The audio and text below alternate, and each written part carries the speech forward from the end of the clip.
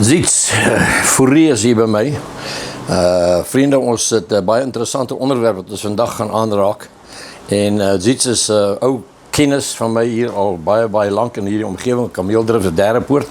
Ziets, ja, hoe lank is julle al hier? Hoe lank woon julle al hier? Ek is nou al 35 jaar woonagtig in die gemeenskap. Ja, ons is nou al 45 jaar, is ons nou al hier so. 46, maar in elk geval, ja, so lank, en ons is hier saam in die kerk en die skool en wat alles gewees.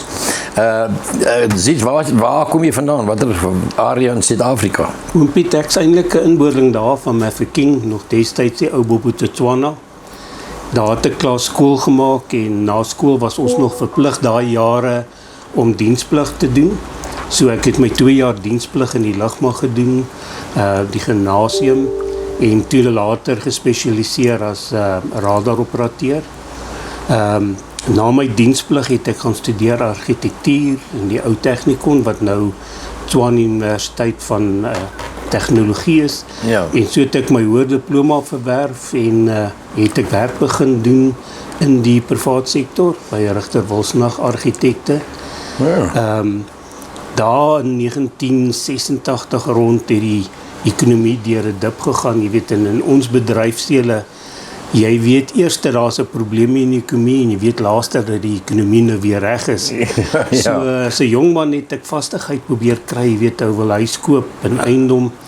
So ek het toe 'n pos aanvaar daar in Soshanguve, opleidingspos, siviele vak as ook argitektuursvak wat ek opleiding gegee het, nou gewerk saam met die Technikon Soshanguve.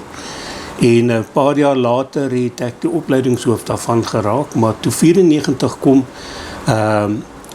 toe het baie van die bedrywe half amper sê uitbeweeg en moes ons die opleiding wat ons in die sentrum gedoen het, wat nou alles tegnies is, oordra na die tegniese college, en was ek ingetrek na die hoofkantoor van departement arbeid. Ja. En daar het ek dat jy 'n nuwe toekoms uitgewerk. 'n hele deel van bestuur gewees, waar ons 13 fabrieke vanaf die hoofkantoor af bestuur het, met mense met gestremdheid. Op daardie stadium was daar 3000 mense. Sure. So dis 'n groot bedryf, baie van die skoolmeubels wat ons op skool gegaan het uit die fabrieke gekom, want hulle was in 1945 geskep vir die oorlogveterane. Om so die gemeenskappe in te trek, maar hier in die 50s was daar nie meer oorlogveterane nie, en was dit apolities vir die gemeenskappe daar. Ja, ek probeer nou, ekskuus in die rede val, wie het 'n fabriek ook daar gehad wat ons geken het, hy is nou al oorlede. Hy het ook meubels gemaak en ook meubels vir Volkskas destyds ook. Wat is sy naam? Ek kan nie onthou nie. Miskien ek het nog gedog julle het hulle te doen gehad, Ja. nie so seer nie. Ons was meestal, omdat jy met gestremdes fokus, is jou mark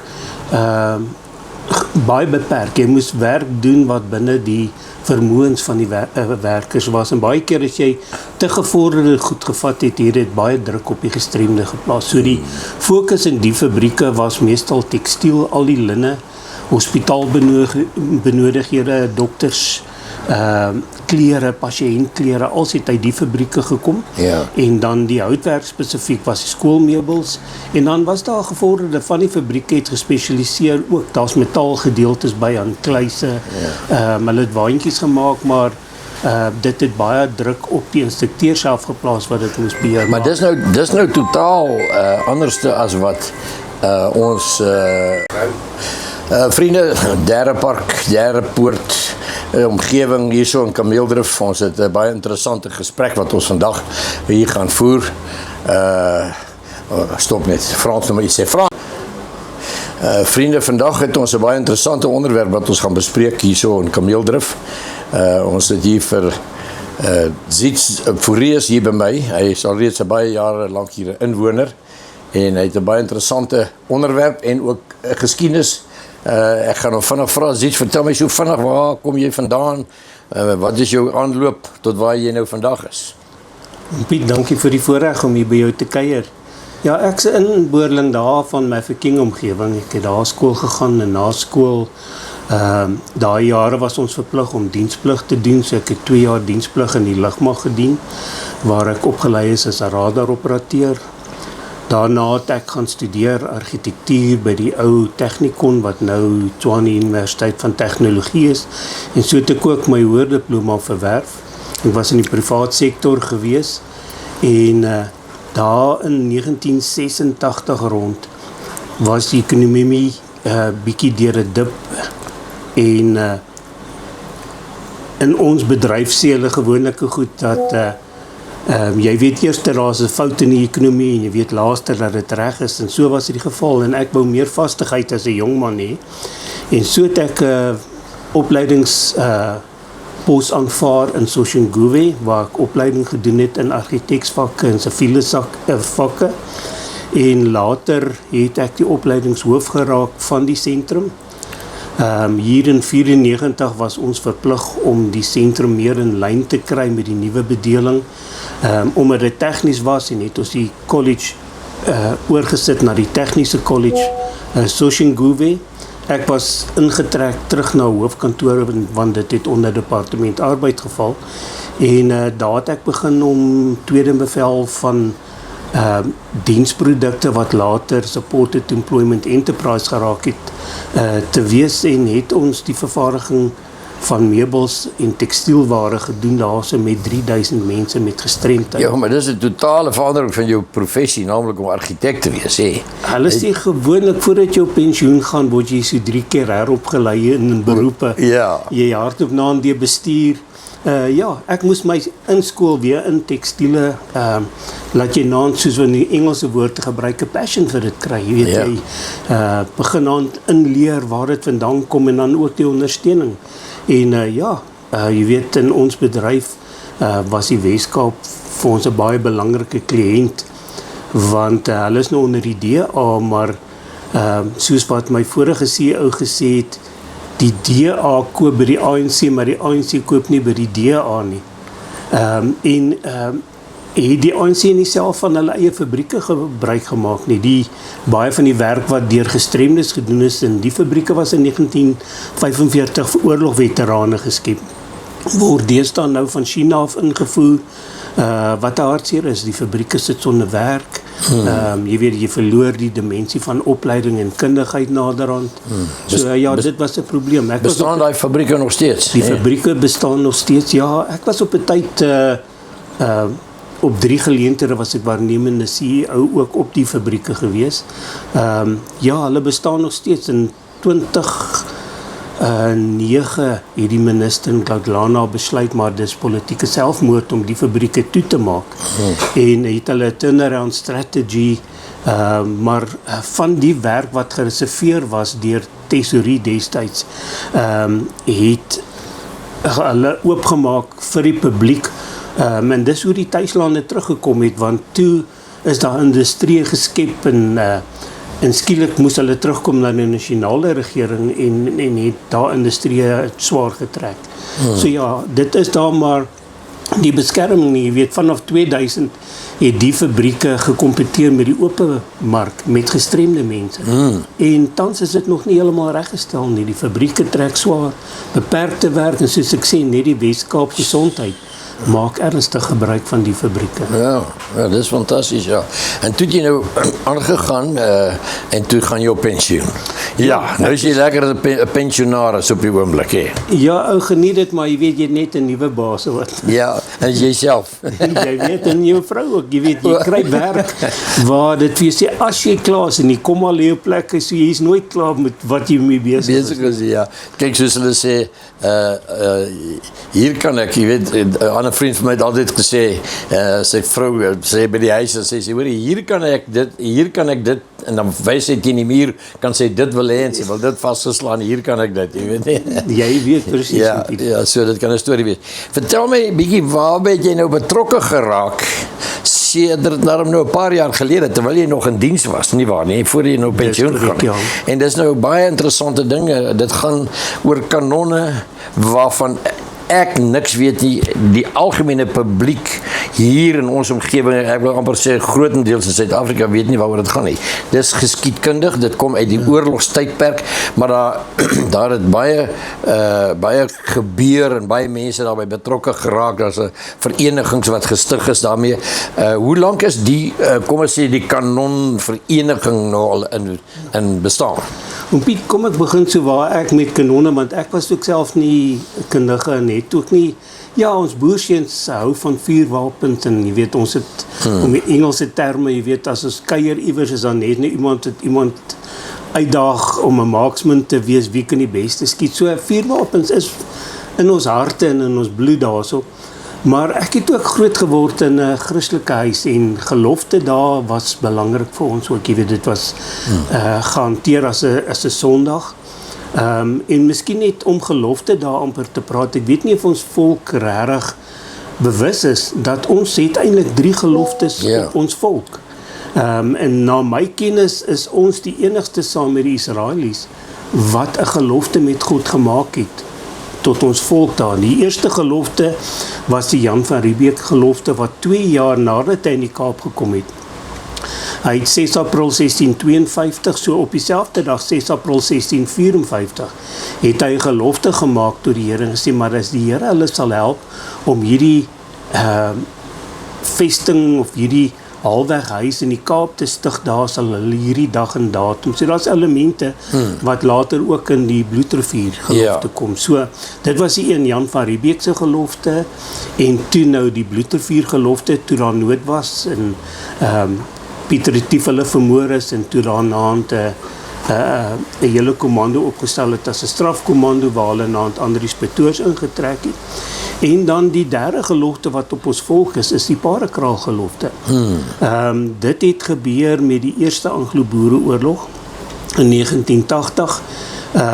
Toe 5000 man in opdrag van Paul Kruger, president Paul Kruger, 'n stapel elkeen 'n klip gaan sit het daar. Dit het so sterk band gemaak dat die Engelse het later met die oorlog het hulle die klippe weggery om net die gees en die samebind van die boere, van die boere amper sê te wou breek daarso, maar dis die 3 geloftes daar. Maar nou terug te kom daarso, ek het ook so in ons gemeenskap kerkdienste bygewoon. Jy weet, een van jou groot harte wat baie keer 'n spreker was om Daan Geldenhuys, almal sal hom ook ken daar. En so was ek gekoopteer, ek dink is in 2006, om ook deel van bestuur te raak van die geloftefeeskomitee.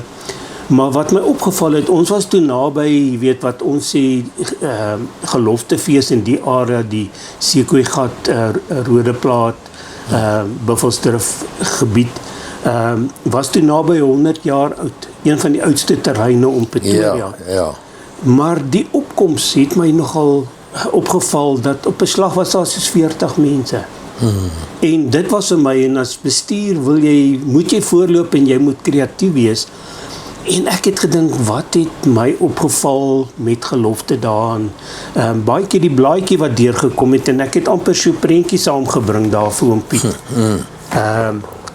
Saurel Silje wat op Griekse kanon is, het my baie opgeval en gesê, maar die kanon, die gelofte, dit gee impak en dit wil bring jou weer by mekaar.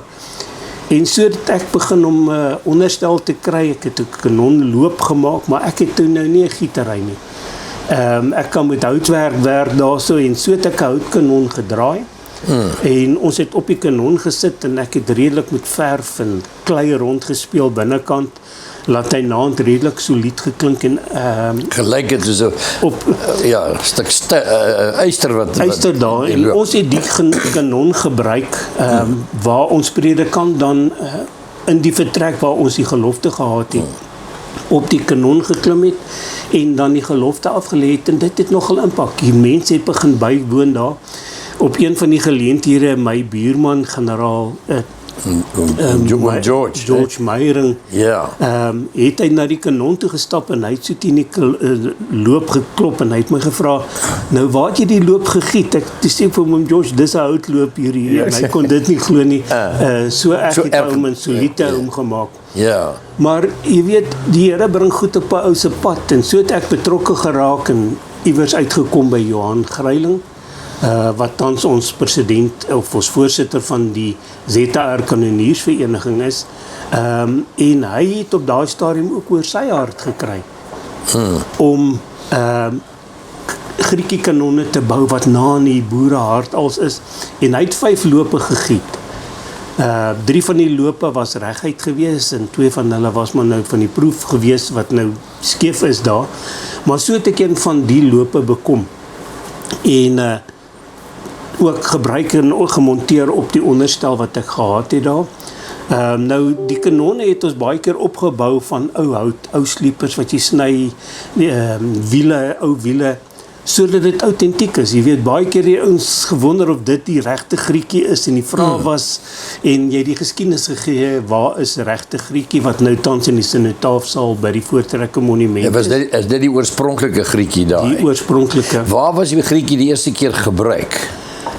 Nee man, kyk, Griekie was ingetrek, Sarel Silje weet ons draans kennis, en hy het die gelofte op Griekie gedoen 9 dae van die 9de af by Wasbank.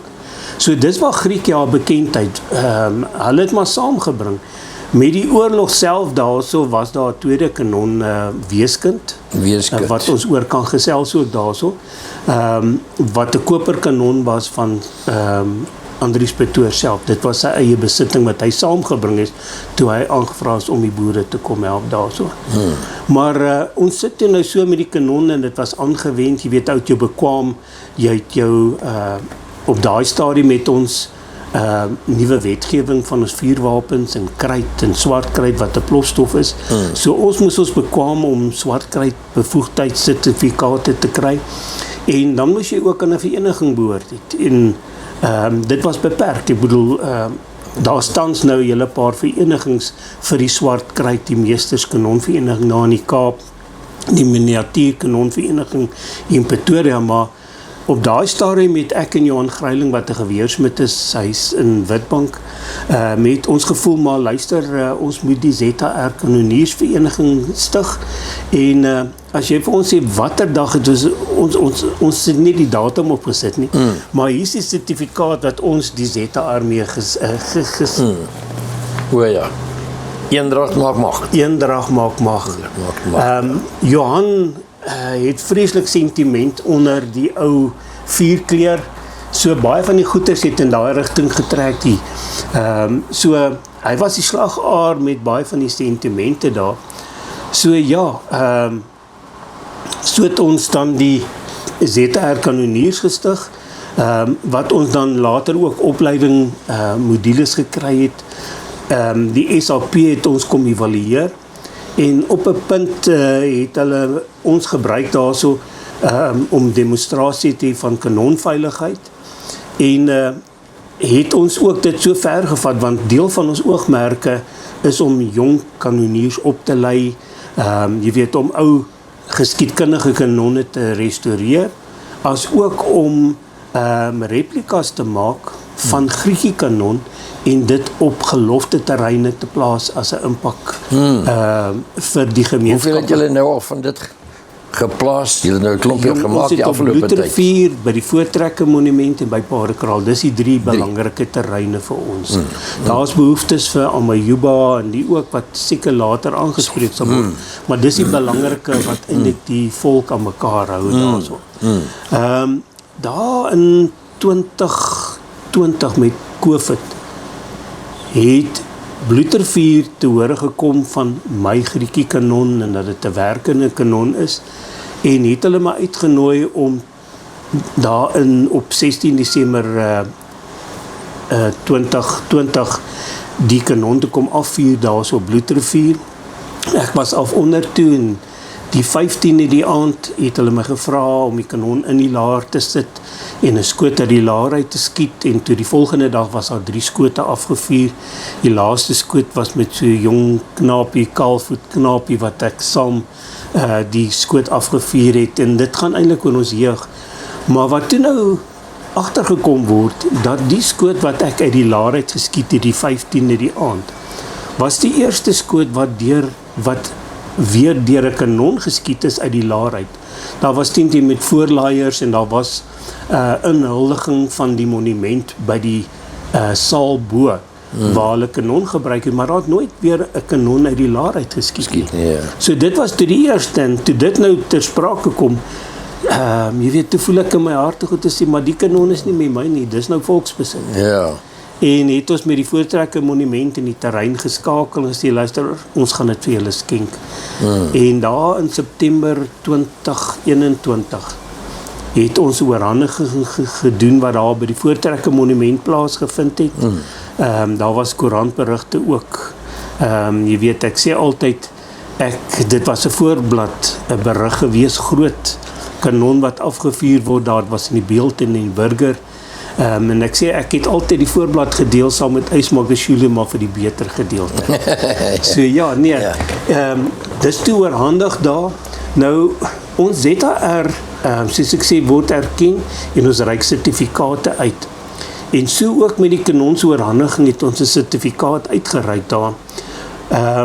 In ons konstitusie is dit ook saamgevat, ekskuus tog, dat ek as ondervoorsitter teken, as generaal Koos Delary, ek PP, en dan ons voorsitter is dan president Paul Creer, hy PP ook daar. En so het ons dan ook die sertifikaat uitgereik, en op daai stadium aan die kurator of die persoon in beheer by Bloedrivier, en het ons hom gedoop kommandant Andries Petoor. So die sertifikaat was aan hulle uitgereik saam met die kanon by die Voortrekker monument, en was die kanon afgevoer na Bloedrivier, was hy tans en ook werken daar so is, met gelofte en met geleenthede, wat sy afgevuur word. So met die kanone het ou gesit dat, ons het ook natuurlik die ou opgelei op die terrein, hy het ook deur sy eksamens gegaan, sodat hy bevoegd is, want hy werk met publiek, so dit was ons belangrik, dat ons gekwalifiseerde ou daar ook kry. So het 2023 gekom, en dit was toe die 185-jarige vieringe. Nou, op Bloukrans was daar blykbaar 185 kinders gedood, deur die Zulus. En was dit 'n datum en wat amper belangrik is, wat ons gevoel het, maar luister, kom ons as ZHR doen ook iets daar, so kom ons het nou erkenning gegee aan Griekie, kom ons gee erkenning aan die ander kanon, aan Weeskind, die koperkanon van Andries Petoors. Daar is 'n moontlikheid dat daar 'n derde kanon was, maar die insette wat daar gegee is, waar daar oor kanonne gepraat is, sê dat by elke waaropening was 'n kanon. En hulle aanvaar, daar was ten minste die 2 openinge met 'n Weeskind. Nou, net iets om oor Weeskind te sê. Weeskind was deel van die wonderwerk wat op die terrein plaasgevind het. Want toe die oorlog nou die oggend, en baie ouens sê, Weeskind het net 1 skoot geskiet, maar ek dink sy het meer as 1 skoot geskiet. Toe die veldslag begin, glo ek die kanonne was gelaai, die gewere was reg, en was daar seker vuur uitgedeel op die vyand daarso. Maar op 'n punt, toe kom Andries Petoors agter, dat die groot Zulu mag is nog aan die oorkant, want hulle het die impies ingestuur, hulle het verdwaal die aand, en toe daglig kom in die missak, het die aanval begin daar. En hy gee toe 'n opdrag, Andries Petoors self vir sy kanonier, en sê, maar luister, daar is die groot mag. Kyk, plaas so my skoot daarin, kyk of jy daar kan kom, sit die kanon op klippe, en sit 'n dubbellading in, en vuur, en kyk of jy dit kan doen. Nou die afstand is 1,8 kilometer. Ja. Die looplengte is daai looplengte, nou om te korrel, ons ouens wat jagters is, dit vat baie van jou om raak te skiet met daai, maar die skoot het afgegaan, hy het in die Zulus ingeval, die effek was reg, en die groot aanval het toe ook plaasgevind. Met die slag het die kanon agteroor geval. En was daar nie tyd om alweer op te tel nie. En daar die inset van, ja, sy het net een skoot. Dit was haar laaste skoot. Ja. Maar die Zulus het nou aangeval en ons ken die verloop van die hele terrein. Net interessant, ekskuus om 'n brief. Waarmee word so kanon gelaai? Om nou sekerlik nie 'n ronde bal soos ons nou altyd almal dink maar 'n kanon van daai is een ronde bal, maar dis seker om 'n skip te laat sink, hè. As jy dit wil hê. Kyk wat met Grietjie gebeur het. Hulle het Grietjie baie potskerwe, kettingse goed en haar amper, want sy het 'n kort loopie gehad. En haar reikafstand was nie baie ver gewees nie. So hulle dit gebruik en dit as 'n halgeweer. Soortgelyk om kort afstand skade te verrig. So dit was nie enkel koel, die effek van 'n enkel koel is dat jy mors eintlik kruit. En jy het baie kruit gebruik, so hulle was spaarsamig met die kanonne. Maar so was Weeskind 'n 3-ponder gewees. So haar loopie was bietjie kleiner. En sy het hulle toe seker 'n vaste koel ingesit om die afstand te kry, om daar te skiet. Maar so het die veldslag plaasgevind en ek dink is seker maar die Sondagoggend toe hulle nou weier gaan kyk in die skade en als monitor, kom hulle agter dat daar waar die Zulu mag, waar die koel getref het, tussen die hoofmag daar was daar 30 Zulu generaals. En daai enkele skoot het 9 van daai 30 generaals gedood. En dit het amper sê 'n hele verwarring in die bestuur van die Zulus gebring toe hulle ook aanval. So dit was een van die, om daai afstand met so 'n kanon te kon skiet, is 'n wonderwerk. Ja, as 'n mens nou nou besef, daar's 'n groter hand tot die hele geveg wat daar plaas. Ja, nou dink in terme van vandag se vuurwapens, kanonne, drones wat gebruik word. Goed, wat hoe ver kan skiet, kilometers ver kan skiet, hè. Missiele wat vandag gebruik word in vergelyking met 'n kanon, hoeveel die oorlogstyg wat 'n mens daai tyd gehad het om dit te vergelyk, hè. Ja. Okay, dis baie interessant daai. Voor ek vergeet, ek wil net sê, jy weet, hierdie goed kos alles baie geld. En ons het al vinnig daaroor gepraat op 'n tyd. Jy weet, so ons doen maar 'n beroep. Ek wil net dit nou doen. Ons doen 'n beroep op die publiek om by te dra en ons sal later die besonderhede daarvan gee. Jy kan vir ons ook 'n bietjie besonderhede gee van kostes ensovoorts. Maar gaan voort met die geskiedenis van julle vereniging, hoe dit gevorder het. Ek het eendag van iemand was hier by my gewees en het my foto's gewys van die miniatuur kanonnetjies wat ouens maak, kleintjies, kopergoed wat baie klein is, wat net 'n uitstallingkie is, amper maar soos hierdie ene, maar nog kleiner as hierdie is. Dis dit deel van julle vereniging of is dit ander groepie ouens wat sulke goed maak? Die modelvereniging van Pretoria, die Swartkruit modelvereniging, hulle bou klein kanonnetjies wat afvuur. Dis hoekom hulle het ook hulle laat akkrediteer dat hulle Swartkruit mag gebruik, hulle mag dit stoor en dan nie gebruik, en baie keer doen hulle dit ook waar publiek is, so hulle gaan ook die kanon kursus en word sertifikaat aan hulle uitgereik. So dit is baie na in die ouens se hart en na spesifieke kanonne wat uitgelig word, soos die enetjie wat die Lansan is, die raskanon wat 'n eie geskiedenis is. Ons is so bietjie later by dit uitkom. Maar wat toe nou verder gebeur het, ons het toe nou die kanon oorhandig daar op die terrein. Ek het te voorreg gehad dat altyd my kleinkinders was betrokke met die oorhandiging van Weeskind. Want hulle het uitrusting gehad wat eintlik nie, die oogmerk was nie om hulle deel te maak nie. My kleindogter het 'n kappie gekry, my kleinseun het 'n onderbaadjie soos sy oupa, maar die oomblik toe ek moes oorhandig en ek dit moes doen, toe kom dit deur my hart en sê, maar dit gaan nie oor ons ouer mense nie. Dit gaan oordra na jou jeug toe, jou kinders. En ek vra die twee om saam te stap. Nou, as ons 'n kanon oorhandig, dan gee ons nie net 'n kanon nie. Dit was met die eerste Grietjies oorhandiging by die Voortrekker Monument, as ook soos met Weeskind en dan die ander Grietjies wat ons gee 'n Bybel saam.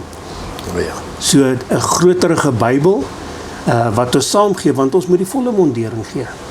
Dis wat die Bybel sê, en dit is vir ons 'n geloofsaak. Jy weet, elke keer wanneer ek die kanon afvuur, dan is dit nie net 'n seremonie en jy vuur dit af nie.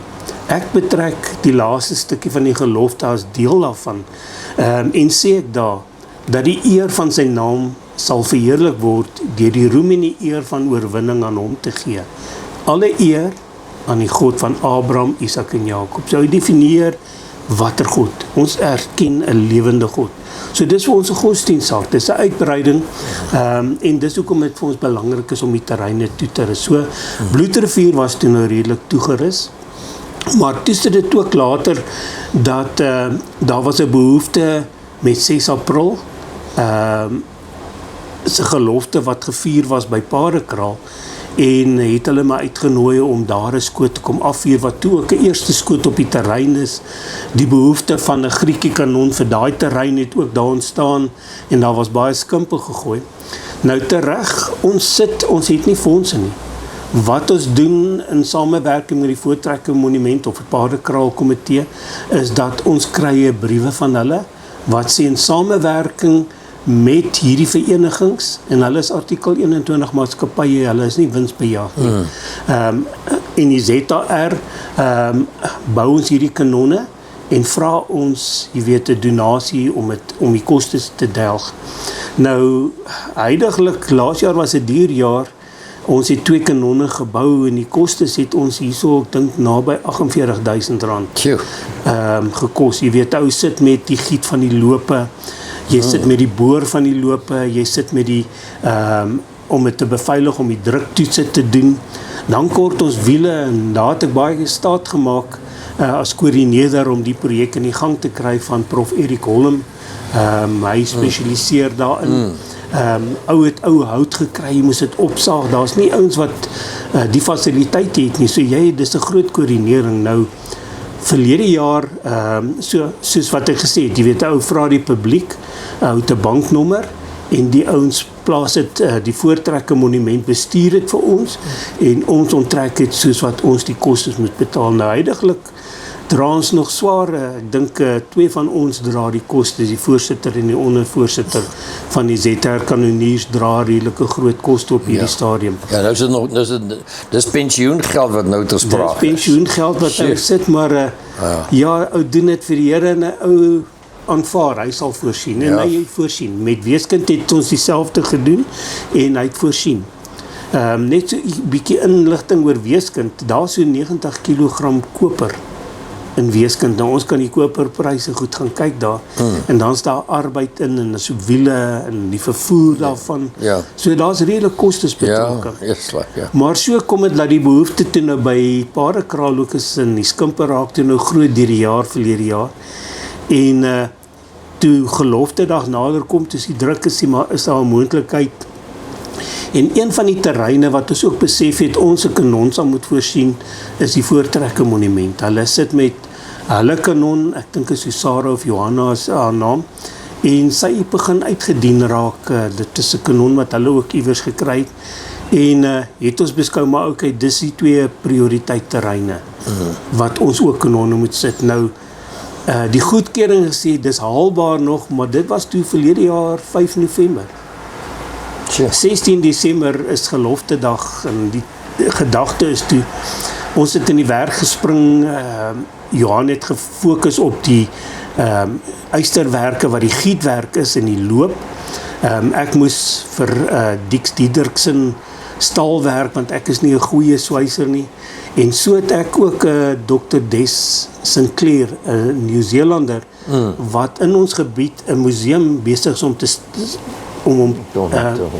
ja. op die been te bring. Hy het klaar uitstallingsgedeelte, maar hy het in 'n droom, het hy die opdrag gekry, maar hy met die Afrikaans se boere heritage, om het so te stel, te beskerm. Ja, maar hierdie, in die regering, ek meen, is toch 'n gedeelte van die gemeenskap in Suid-Afrika, van die inwoners in Suid-Afrika, wat ook 'n heritage is, soos jy sê. Maar hoekom is daar nie bydra van die regering se kant af nie?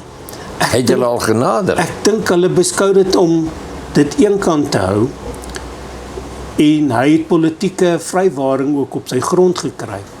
Want ou vind dat alle oudhede is in belang van die regering, en hulle kan daaroor besluit, en die regering van die dag, en dis die inligting wat ek het, verkoop links en regs op die internet, van ons amper sê Afrikaner, wat in ons land moet bly, as hulle so, hy het klomp van die goed opgekoop, en investeer aan. Waar kom die regering aan dit? Waar vandaan? Hulle is in beheer van al die museums. Die Dietsoning museums behoort aan So hulle raak nou ontslaaf van die museums wat bestaan oortollig. het. Hulle klem op uitstallings verander en dan onttrek hulle die goed uit die vloer en is Ja. oortollig en verlore raak. Dit is ongelukkig. Dis die inligting wat ek gekry het. Iemand kan miskien die teendeel bewys, maar Ons praat glad nie politiek nie, ons wil nie politiek praat nie, maar daar's ander kultuurgroepe wat 'n fantastiese uitstallingsgedeeltes het wat hulle een keer 'n jaar vir 2 dae lank hier hulle kultuur geniet wat duidelik geld is wat van die regering afkom. Nou Saterdag en Sondag. word hier weer Jy weet waarvan ek gebied, ja. praat. So, en dit is geld van die regering daar. Hulle kan tog nie net een kultuurgroep bystaan nie. Ek dink 'n mens moet begin druk uitoefen en sê, of soek finansies om hierdie kanonne te maak. En dis mos nie, dis geskiedenis en dit is gebruik teen die Engelse. Jy weet, Engelse oorloë ook. 'n bekommernis vir my onder ons nuwe regering is dat daar ons baie geskiedenis van hulle eie geskiedenis en terreine wat geskep is wat verlore gaan. Want dis of daar nie 'n sentiment onder die mense is hoe belangrik Geskiedenis die terreine is. Jy weet, as jy weet nie waarheen is jou pad as jy nie weet waarvan of jy kom nie. En dis maar ons sentiment. Maar ja, so het ons toe aan die werk gespring. Ja. Ons moes toe nou vir Grietjie, vir die Voortrekker monumente Grietjie gee as ook Paardekraal. En met skakeling met want daar was toe skakelpersoon by die Voortrekker monument. Toe word die inligting deurgesê, maar luister, daai kanon moet gereed wees teen die 9de Desember 2025, want dit is wanneer die eerste gelofte afgelê was deur die Voortrekkers met die strafkommando vir Dingaan. So ons moes die oorhandiging die 9de gereed het. Ons het die 5de begin. So daar was redelik rondgehardloop. En toe nou met Paardekraal, want hulle datum is van hulle gelofte op die Paardekraal terrein is nie die 16de Desember nie, is die 13de Desember. Hulle sou ook seker gelofte daar gevier het die 16de, maar met die Anglo-Boereoorlog die 13de met die opdrag van Paul Kruger, maar teen die 16de toe die oorlog al begin op Potchefstroom toe die eerste skote klap. So dit was onvoorsien en dit is waar hulle die 13de op hulle gelofte terrein gehad het daar. Ons het toe, en toe sit ons nou met die datum, die 13de is vir Paardekraals met oorhandig.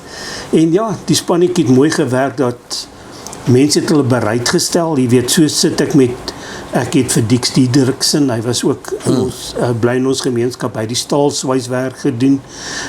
Ek het vir Klaas Prinsloo, wat direk betrokke is by die Witkruismonument. Hy het hom bereidwillig gestel om te help. Dr. Desinclair, my buurman Johan Rademan, en elke ou 'n skaaf en 'n skroewedraaier en 'n saag. En ons het teikendatum bereik. Ons het op die 9de oorhandig die aand. Ongelukkig was dit reën en was daar aanvaar die aand sou heel uitreën. Daar was volksspele en allerlei goed daar in die een saal. Maar die Here het vir ons 'n opening gegee dat ons wel die skoot en die oorhandiging kan doen. En wat die aand toe nou gebeur daarso, en dit is op die terrein met oorhandiging met die wat Dr. Lange toe nou nie daar is met die reën moontlikheid, was daar 'n agterkleinkind van Sarel Silje. En hy het gevra hy wil die gelofte doen. So het ons die kanon daar getrek met die mense teenwoordig. Die agterkleinkind het op Grietjie geklim. Sy het die Bybel in ontvangs geneem wat ons vir hulle gegee het en is die gelofte afgelê deur Sarel Silje se agterkleinkind.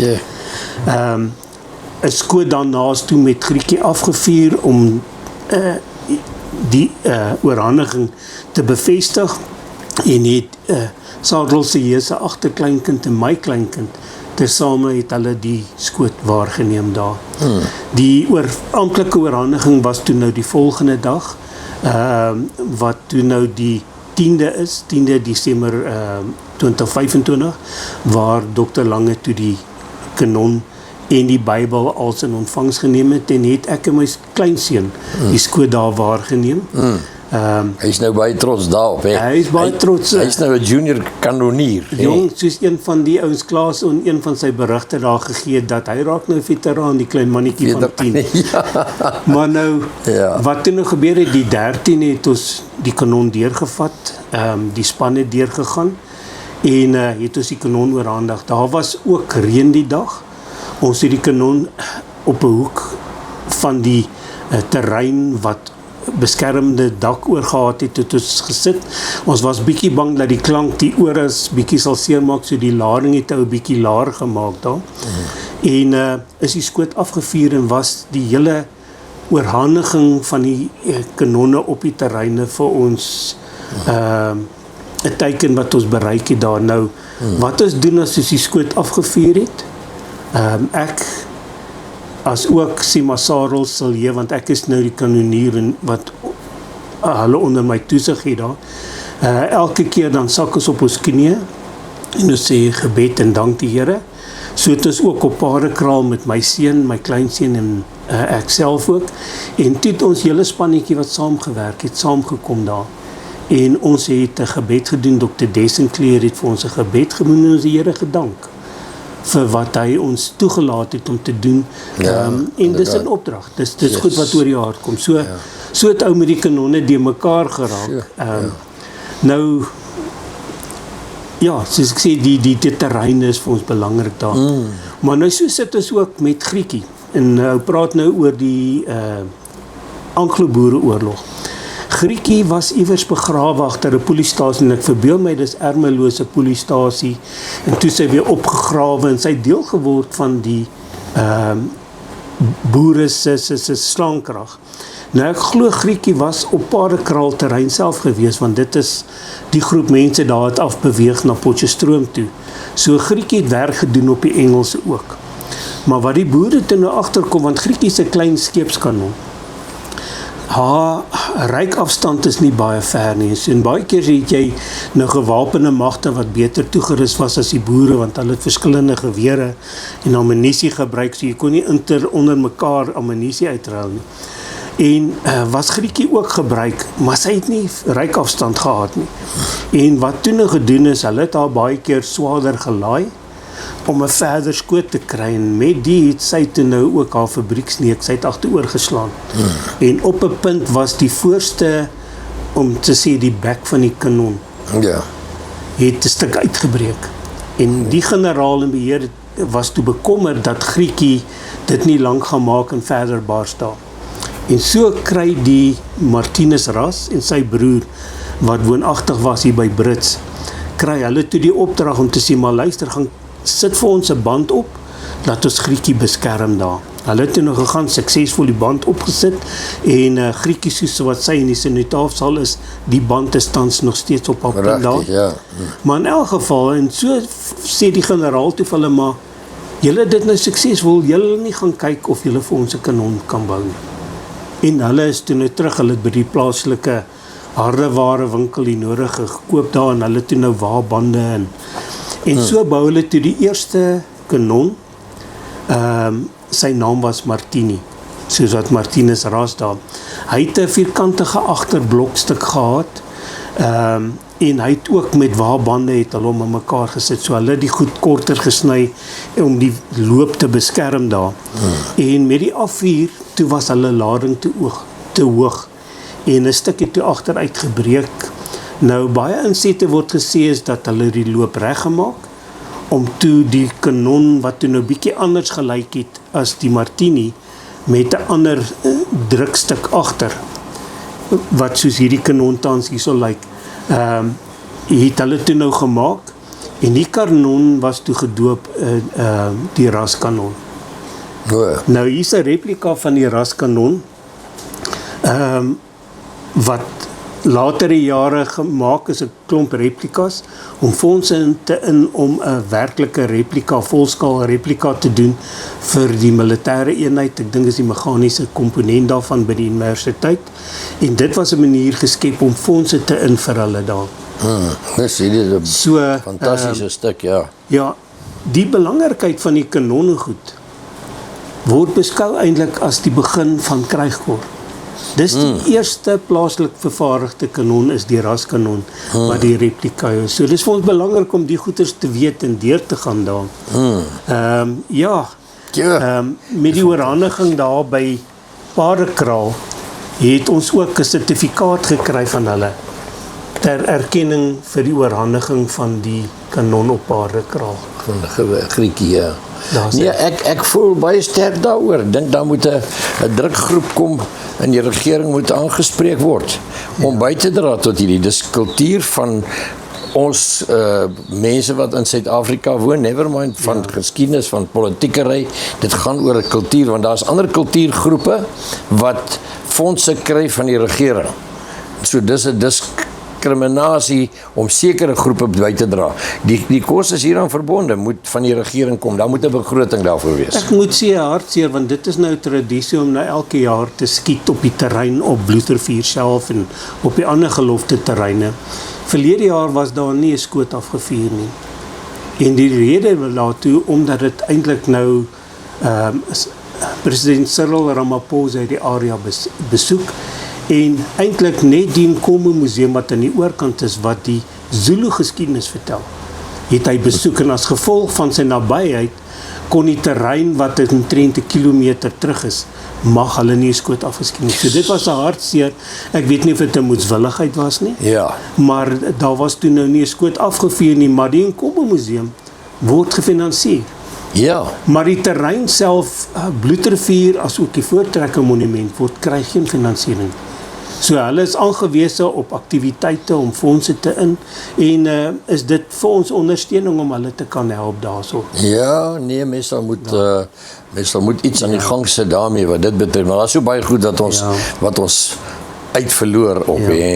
Net interessant het ek kyk hier na die blik en die ZR en dis eintlik Johan Greiling wat die geweersmid het, moes homself weer gaan bekwam om swartkruit te maak, om magtiging te kry daarvoor, en hy maak 'n pyk swartkruit. Ek dink die industrie of die ouens wat eintlik daar buite is, ken hom as die ZR kruit wat ons het daar. Hy het maar ook weer die klem van die vierkleur in die ou boererepubliek, die ZR. Ja. Maar wat interessant is op die blikkie heel onderkant, wat hy ingebring het, en dis nou maar, hy sê not for sale to the British, en dit is nou verwysing destyds met die ZR en die boerevereniging. Daar was al gevra dat luister, dit moet nou afkom daar onder van die Engelse ouens wat nou ook gebruik maak met die kruit. En Johan voel nogal sterk oor. Hy sê jong, as Engeland hulle oorlogskuld betaal, dan sal ons daai afhaal. Ja, oké, ek stem saam. Hoorie, maar die publiek mag jy so iets besit? Jy mag nie besit nie. Jy moet jou bekwam, soos ek sê, jou swartkruit, magtiging, bekwaamheid, die polisie reik vir jou uit dat jy is, en dan moet jy toestemming kry om swartkruit te vervoer en te besit daarvan. En dan as jy nou verder gaan waar jy publiek betrokke het, soos ek sê, moet jy 'n kursus bywoon, ons reik 'n sertifikaat uit, om eintlik so ook maar ons stokperdjie te beskerm binne die wet. En waarvan word swartkruit gemaak? Wat is dit? Swartkruit is 'n samestelling van salpeter, blomswaal en houtskool. En ek dink dit was amper sê deur die Chinese ontdek, wat buskruit veroorsaak het, en toe die mengsel verfyn dat hy eintlik nou 'n pykkruit gebruik is. Hy is vinnig, waar jou ander nuwe cellulose kruit brand anderste en hy bou die gas op, is hierdie 'n redelike vinnige kruit. Ja. Ou skrik nogal as jy vir 'n rukkie naby hoopie swartkruit trek. Dan reageer hy. Ja, hy is vinnig en hy is effektief. Ja, ja. Ziet jy, nee, dis baie interessant. Ons sal, jy sal vir ons foto's laat kry van verskillende goed wat gebeur het, waar julle die goed geplaas het, die kanonne en so geplaas het. Laat ons net 'n bietjie dit inkorporeer by hierdie gesprek. Ek kan nie, wat is daar nog miskien wat ons wou bekend maak? Hierdie was 'n foto wat jy, was dit by Bloedrivier daar gewees? Ja, die foto is waar ek die oorhandiging met weeskind daarso, en daar's my kleindogter en kleinseun wat my ondersteun het Ja. Dis op die terrein op Bloedrivier. Ek het 'n klomp foto's wat ek julle ook sal voorsien. Ja. Ek kyk net na hierdie foto ook en dis ook 'n groot hart in ons gemeenskap of was in ons gemeenskap. Ja. Met ek dink 2007 se geloftefees was dit daar in Buffelsdrift gehou omdat ons die terrein verloor het hier om die dam. Ja. Hier was altyd 'n terrein en toe was daar 'n gebou gestig en toe is dit nie en toe raak dit eintlik interkerklik en rondgeval. So ons gebruik tans die geloftefees word tans by die Drie Susters Kerk roterend elke jaar gehou daar, maar Doom Ben Fourie was ek dink 28 jaar die voorsitter van hierdie komitee. Ja. En in 2007, ons het 'n klein klipkerkie daar so in Buffelsdrift op my terrein, het Doom Ben 'n spyker wat ek bekom het van die gelofte kerk in Pietermaritzburg.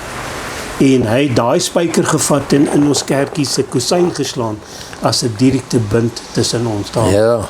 Is daar sprake dat ons teruggaan na daai gelofte gebou deur wie gebou was destyds? Was dit nie 'n gemeenskap wat daai gebou opgerig het nie? Daar was 'n sinkgebou gewees omdat want ek dink op 16 Desember was daar of altyd reën of daar het die son net jou verbrand en om bietjie koelte en beskerming te kry, was daar 'n struktuur gewees uit staal. Ja. Ek het nie foto's van dit nie. Ons soek graag as die gemeenskappe, as daar mense van dit het, sal ons dit graag wil hê want ons wil 'n museum stig of 'n gedeelte van die uitstalling wil ons by Des & Clear se museum gaan hê vir ons gemeenskap, want ons het nou 'n museum oor die Afrikaanse kultuur in ons gemeenskap met Des wat uitbrei. So dit sal belangrik wees om die geskiedenis van gelofte daar, maar wat toe nou gebeur is, ek dink die sinkgebou is afgebreek.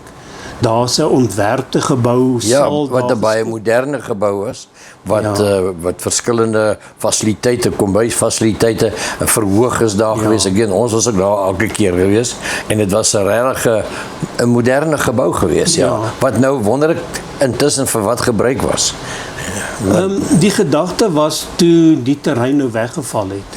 En dit het val onder natuurbewaring. Was daar versoek iewers gewees wat toe onsuksesvol was om 'n grondeis in te sit om die terrein nie te verloor nie, maar dit was lyk my nooit gedoen of suksesvol gewees nie. Maar natuurbewaring het toe nou die gebou ontwikkel daar en dit word vir opleiding en veral die doeleindes vir natuurbewaring gebruik. Die plaaslike geloftekomitee het dit vir 'n tyd gebruik en dan op 'n tyd as jy nie betyds is nie, word dit vir ander groepe uitgehuur en sit jy dat die terrein net na verlore geraak. So die poging is om hierdie jaar, ek praat in Oekerieks, ek dink 115 jaar wat ons bestaan is van ons gemeenskap geloftefeeskomitee, om moontlik die terrein weer te bekom vir die 15de of die 16de se gelofte op die terrein om net die ervaring te hê. So daar word pogings aangegaan. Ja, dit sal goed wees. Wat is julle as 'n vereniging se vooruitskouing in terme van hoeveel van verskillende kanonne gaan julle beoog julle om tog weer te maak? Piet, ons moet nou eers deur die skuld kom en ons vorige skuld afbetaal. So dit is ons belangrik om nou miskien eers net fondse te kry daar. En dan is daar, soos ek sê, uit die Paardekraal komitee 'n behoefte, want hulle en Amajuba val onder dieselfde kam as artikel 21 maatskappy. Hulle is geaffilieer met hulle. Is daar behoefte om by Amajuba ook, alhoewel daar kanoniers getrek word uit ons opgeleide kanoniers om 'n skoot af te vuur, is daar behoefte om daar ook 'n kanon te plaas. Ek moet sê in Desember toe ons nou die druk gehad het om die volledige kanonne af te lewer voor datum, het Johan Greiling dit ingetrek waar hy die gietwerk uitgekontrakteer het na Johannesburg toe, het ingetrek by hom om sy vermoë verder, en was daar 2 lopige giet ook voor en afgelewer voor die 16de Desember. Een loop het Kraddock toe gegaan en een het Kaap toe gegaan, en daar het ouens dit seker ook op onderstelle, so daar's 'n redelike ontplooiing. Miskien net om terugvoer te gee, destyds met die 5 kanonne of die 5 lope wat Johan gegiet is, waarvan ek 1 gekry het, om terugvoer te gee, waar is die lope? Johan Greiling sit met 'n kanon in 'n griekie wat by hom is. Die een wat ek gehad het, is uitgereik aan Bloedrivier. Dan Barend Du Plessis, hy was 'n persoon, ek dink hy het van die 4 kleur, hy het die grootste vlag in die suidelike halfrond, so groot soos 'n rugbyveld het hy 4 kleur gehad, hy is ook nou oorlede. En dan 'n loop wat ek gehad het, een van die skewe lope het ek vir Herman Nel gegee, en iewers het dit geëindig by Des en Kleur op 'n kanon onderbasis. So Des het klare griekie in sy museum, en dan het ek gesit dat ek het nou nie weer 'n kanon nie, en ek het eintlik ons gemeenskap se kanon weggegee vir Bloedrivier.